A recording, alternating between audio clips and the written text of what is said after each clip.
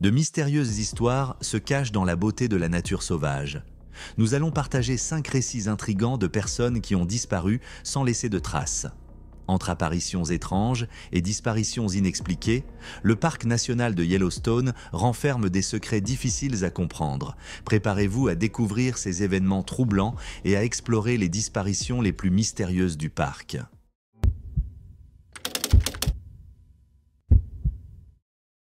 Dans le parc national de Grand Teton, au milieu des pics escarpés et des lacs immaculés, une histoire de mystère et d'incertitude s'est déroulée, centrée sur la disparition de Tian McLaughlin, un aventurier passionné avec un amour profond pour la nature.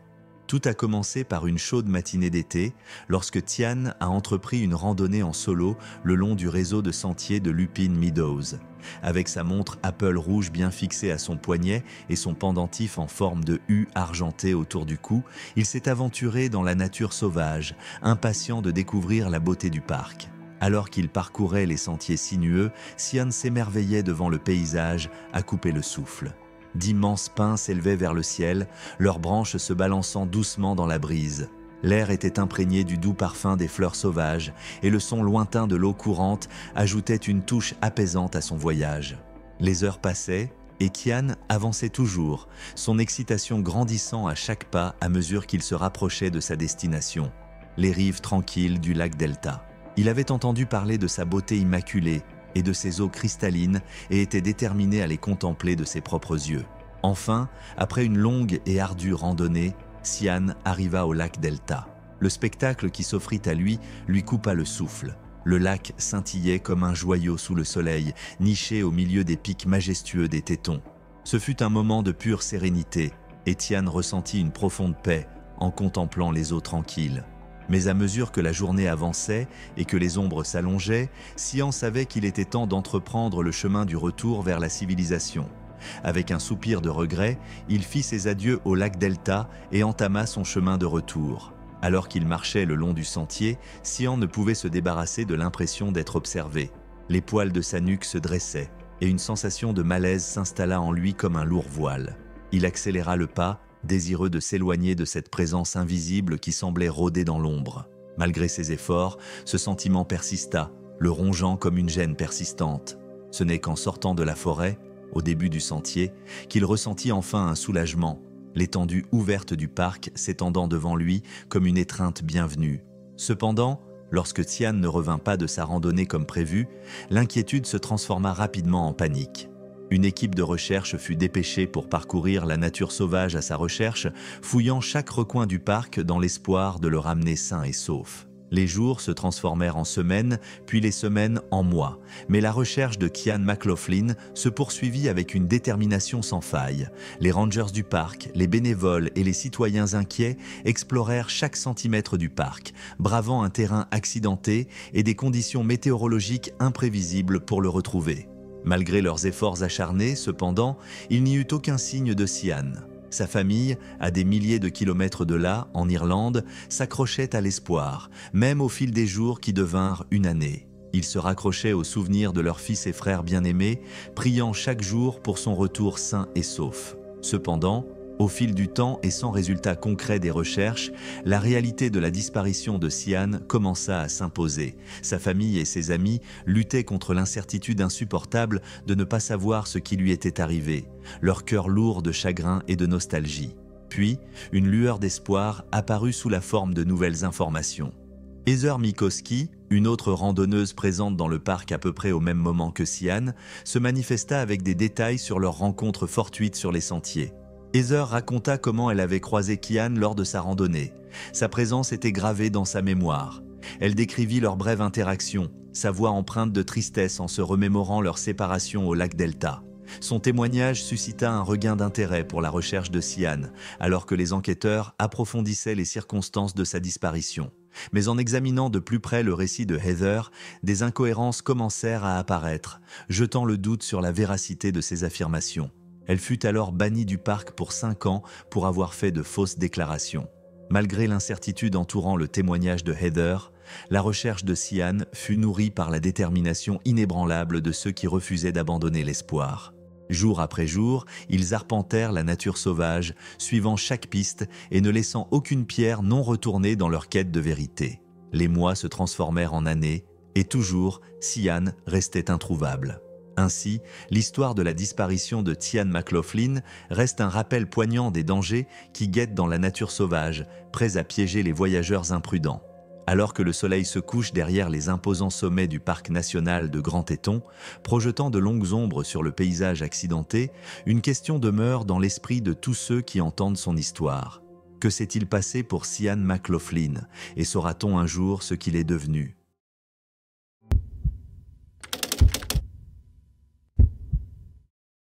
Dans la paisible ville de Batavia, dans l'Illinois, Jeff Murphy, un homme de 53 ans passionné par la nature, fut captivé par l'histoire de Forrest Fenn et de son légendaire trésor. Ce récit, qui avait enflammé l'imagination des chasseurs de trésors et des aventuriers du monde entier, parlait d'un coffre rempli d'or et de bijoux cachés dans l'immensité des Rocheuses. Pour Jeff, un homme qui avait passé sa vie à rechercher l'excitation et le défi, l'appel de ce trésor était irrésistible. Il avait toujours été attiré par les grands espaces, cherchant refuge et aventure dans le giron de la nature. Ainsi, lorsqu'il apprit l'existence du trésor de Fenn, il sut qu'il devait se lancer dans cette quête. Armé d'un exemplaire des Mémoires de Fenn, Jeff entreprit un voyage qui le mènerait des rues tranquilles de Batavia aux sommets accidentés de Yellowstone. Son objectif était clair: décrypter les indices contenus dans les pages du livre et découvrir le trésor qui avait échappé à tant de chercheurs avant lui. Immergé dans un monde de merveilles et de mystères, Jeff s'enfonçait toujours plus profondément dans la nature sauvage. La beauté du paysage était à couper le souffle, une mosaïque de couleurs et de textures qui semblait danser sous la lumière du soleil. Pourtant, sous la surface, un sentiment de malaise persistait, l'impression qu'il n'était pas seul dans sa quête. Malgré les obstacles à venir, Jeff continua, porté par une détermination qui frôlait l'obsession. Il passa des jours et des nuits à fouiller les montagnes, suivant les indices avec une concentration sans faille qui ne laissait place à aucun doute. Et puis, un jour fatidique, alors qu'il se trouvait à la lisière de la découverte, la tragédie frappa. C'était un matin lumineux, comme tant d'autres, lorsque Jeff se lança dans ce qui devait être son ultime périple. L'air était frais et vif, le ciel d'un bleu éclatant. Alors qu'il gravissait les pentes abruptes de Turkey Pen Peak, son cœur était rempli d'anticipation. Il était sur le point de découvrir le plus grand des trésors, l'excitation de la chasse, la joie de la quête. Mais à mesure qu'il montait de plus en plus haut, le terrain devenait de plus en plus traître. Les rochers sous ses pieds étaient glissants d'humidité, et les falaises se rapprochaient dangereusement. Puis, en un instant qui allait tout changer, le pied de Jeff glissa, le précipitant dans une chute vertigineuse le long de la montagne. Lorsque les équipes de secours arrivèrent, il était trop tard. Jeff Murphy, l'homme qui était parti en quête d'un trésor, était devenu la victime de la même quête qu'il avait entreprise. Son corps reposait au pied de la pente, rappel saisissant des dangers qui rôdent dans la nature sauvage. La nouvelle du sort de Jeff se répandit rapidement, provoquant une onde de choc au sein de la communauté. Ses amis et sa famille eurent du mal à accepter la perte de cet homme qui avait touché tant de vies. Pourtant, au milieu du chagrin, il y avait aussi un sentiment d'admiration. L'admiration pour le courage et la détermination qui avaient poussé Jeff à rechercher l'aventure malgré le danger. L'histoire de Jeff Murphy est un rappel tragique des périls qui se cachent dans la nature sauvage. Sa quête du trésor l'avait conduit aux sommets escarpés de Yellowstone, où il trouva finalement une fin tragique. Mais Jeff n'était pas le seul à avoir succombé à l'appel du trésor. Randy Bilieu, Parry Wallace, Eric Ashby et maintenant Jeff Murphy avaient tous entrepris le même voyage, animés par un désir d'aventure et de richesse. Mais au lieu de trouver la fortune, ils n'avaient rencontré que la tragédie. Le trésor de Forrest Fenn avait captivé les cœurs et les esprits des chasseurs à travers tout le pays. La promesse de l'or et des bijoux cachés dans les Rocheuses était trop tentante pour être ignorée. Mais à mesure que le nombre de victimes augmentait, beaucoup commencèrent à remettre en question l'essence même de cette chasse au trésor. Malgré les préoccupations grandissantes et les appels croissants à arrêter la chasse, Jeff resta inflexible. Sa conviction ne reposait pas sur la richesse matérielle que représentait le trésor, mais sur une vision plus large. Une invitation à répondre à l'appel de la nature, à s'aventurer dans les grands espaces et à redécouvrir la beauté et la merveille inhérentes du monde naturel. Cependant, le prix payé fut trop élevé pour Jeff Murphy et pour les autres qui perdirent la vie en cherchant ce trésor. Leurs morts furent un rappel tragique que certains trésors sont mieux laissés non découverts et que les véritables richesses de la vie se trouvent souvent dans l'amour de la famille et des amis, ainsi que dans la beauté du monde qui nous entoure.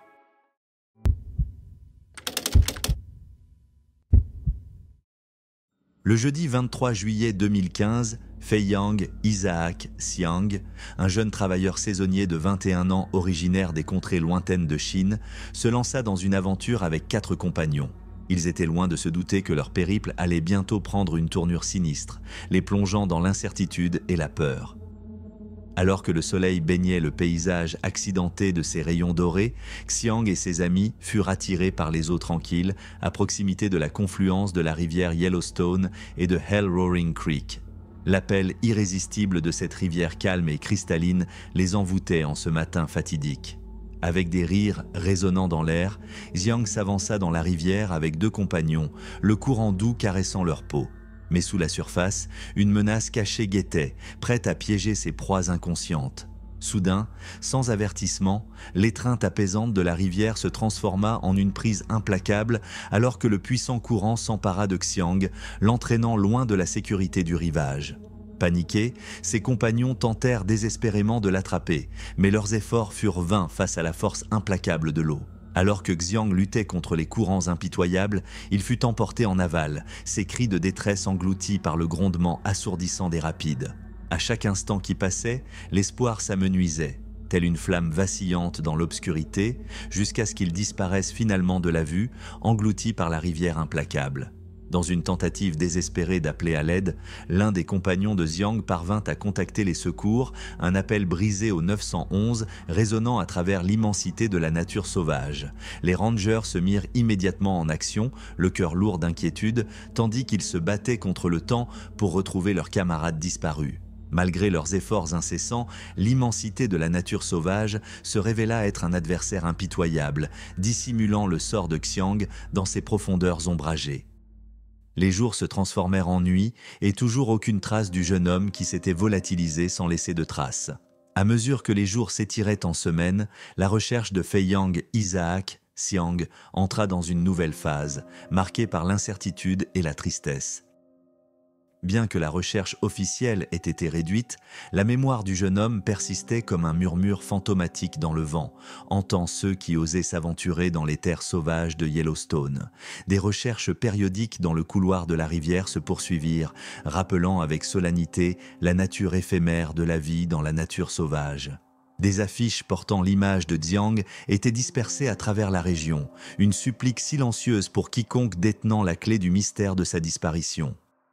Pourtant, malgré les efforts inlassables de ceux qui le cherchaient, la vérité restait insaisissable, enveloppée dans les brumes de l'inconnu. Ainsi, l'histoire de Feiyang Isaac Xiang, un jeune homme perdu dans les profondeurs de Yellowstone, devint un rappel poignant des dangers qui se cachent sous la beauté apparente de la nature.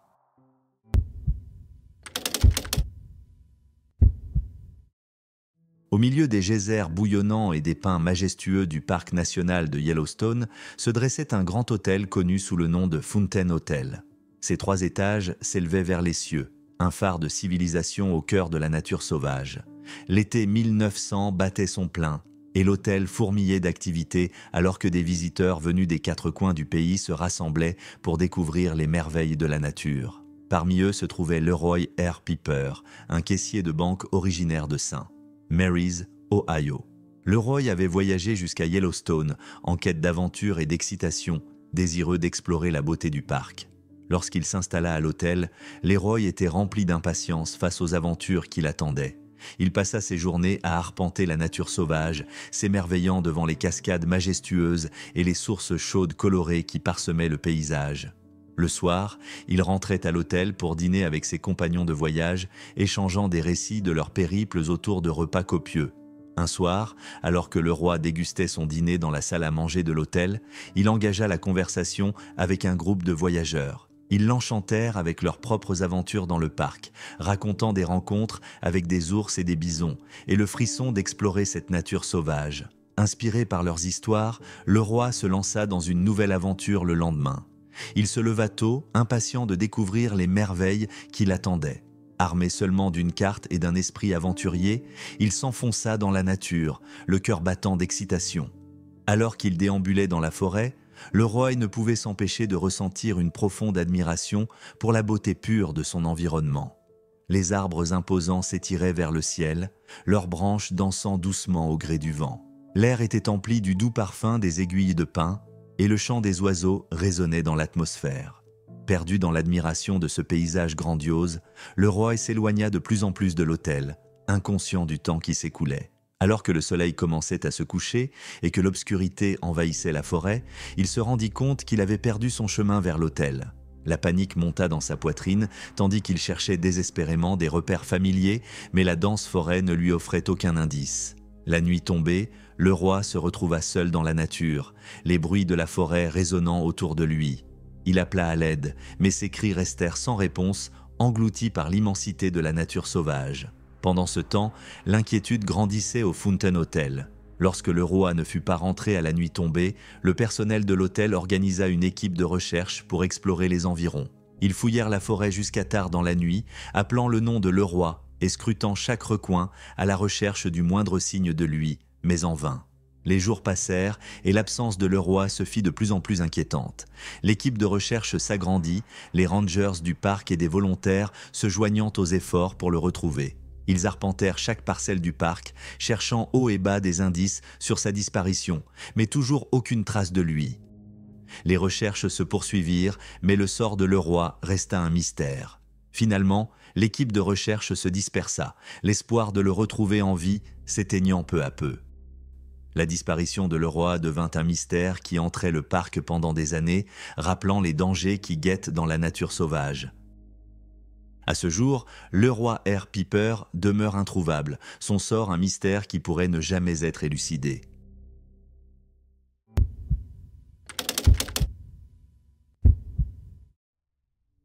Stuart Isaac, un homme de routine et de confort, menait une vie tranquille avec sa famille à Burtonsville, dans le Maryland.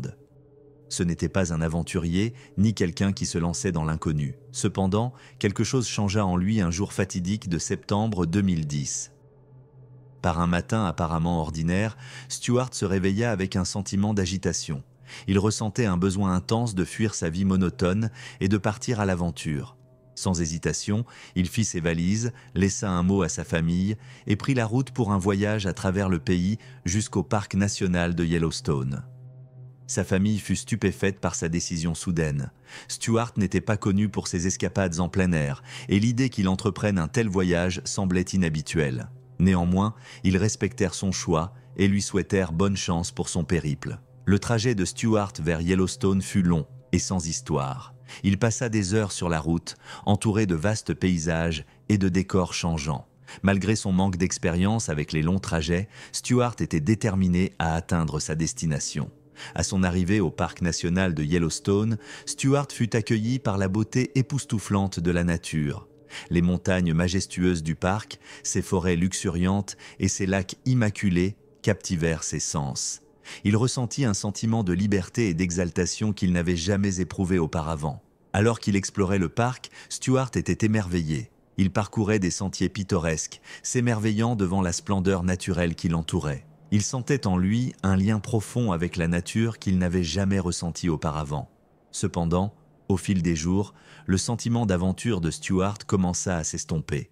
Il se mit à se sentir seul et isolé dans cette immense nature sauvage.